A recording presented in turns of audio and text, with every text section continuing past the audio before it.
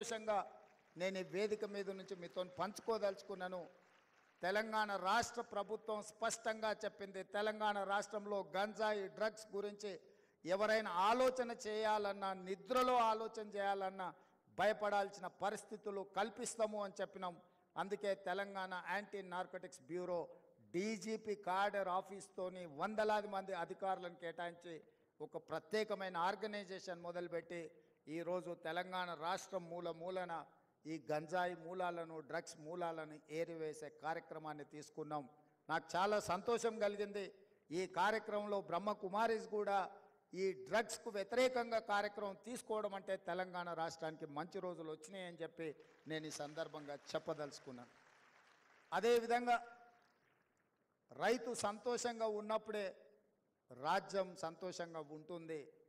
ఈ ప్రభుత్వం ప్రజాప్రభుత్వం, రైతు ప్రభుత్వం నిరూపించడానికి రైతులకు వ్యవసాయాన్ని లాభసాటిగా చేయాలన్న ఆలోచనలో మొట్టమొదటి భాగంగా రైతుల ఆత్మహత్యలను ఆపాలన్న ఆలోచనతోటి ఆనాడు ఎన్నికల సందర్భంలో మేము ఎన్నికల మేనిఫెస్టోలో మే 6, 2021 నాడు వరంగల్లో రైతు డిక్లరేషన్ శ్రీ రాహుల్ గాంధీ గారు చేసిన దాంట్లో 2 లక్షల రూపాయల రైతు రుణమాఫీ చేస్తామని చెప్పినాం. ఈరోజు గర్వంగా ఈ వేదిక మీద నుంచి చెప్పదలుచుకున్నాను. ప్రభుత్వం వచ్చిన 8 నెలల లోపే 31,000 కోట్ల రూపాయల రైతు రుణమాఫీ చేసిన ప్రభుత్వం ఈ దేశంలో ఉంది అంటే అది తెలంగాణ ప్రభుత్వం.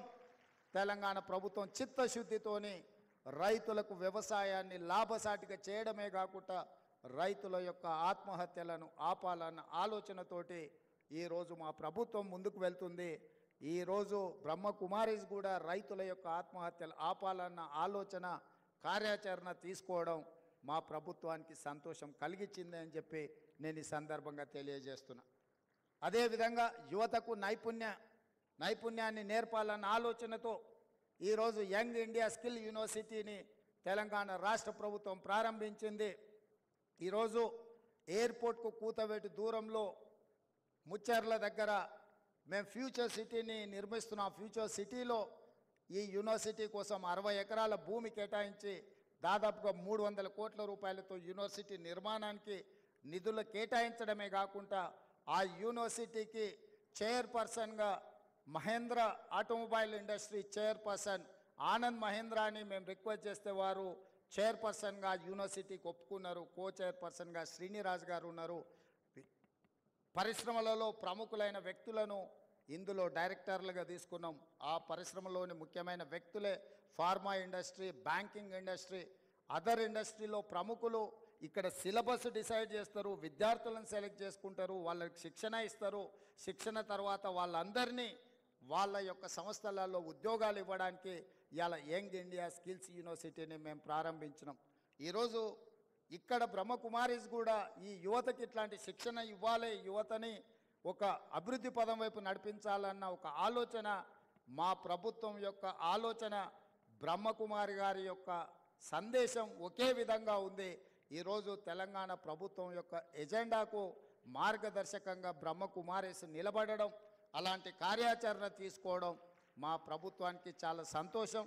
ఇంత మంచి కార్యక్రమాలు తీసుకోవడమే కాకుండా తెలంగాణ రాష్ట్రంలో శాంతి సరోవర్ ఉంది అని చెప్పి మేము గొప్పగా చెప్పుకుంటున్నాం.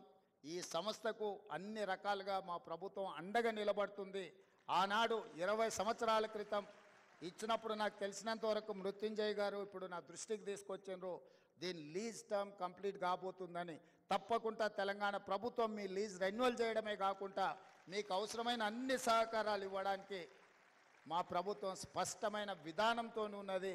ఈరోజు ప్రజలకు ఈ యాంత్రికమైన జీవితంలో ఈరోజు అన్ని రకాలుగా రకరకాల పరిస్థితుల్లో ఉన్న ప్రజలకు ఒక శాంతి సందేశాన్ని ఇవ్వాలి అని అంటే మౌంట్ అబూ తర్వాత ఇక్కడ శాంతి సరోవర్ ఉండడం అనేది తెలంగాణ ప్రజలకు గర్వకారణము.